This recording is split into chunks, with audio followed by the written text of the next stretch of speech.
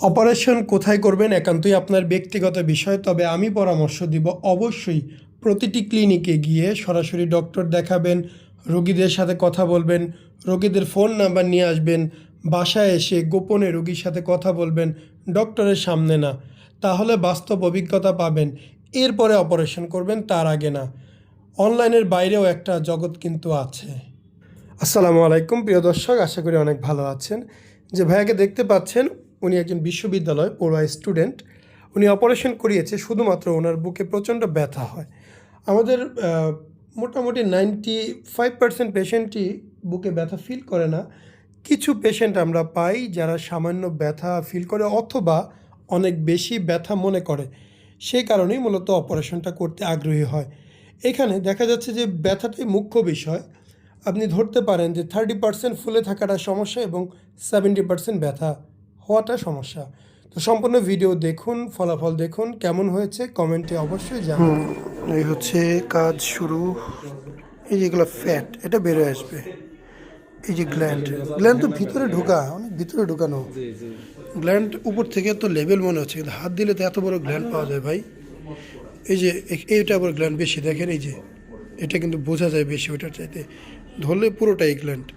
তো গ্ল্যান্ডের সমস্যাটাই বড়।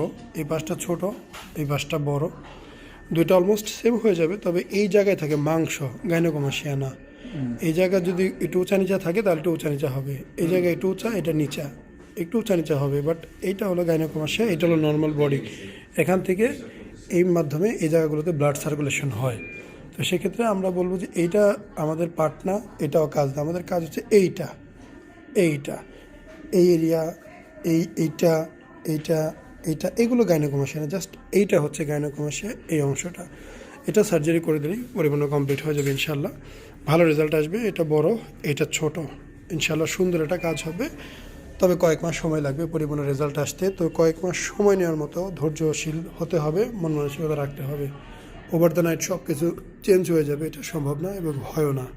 টাইম লাগবে, অবশ্যই সময় লাগবে। অপারেশন বেড থেকে অপারেশন শেষ হওয়ার ঠিক সাথে সাথে অবস্থাটি উপস্থাপন করা হলো।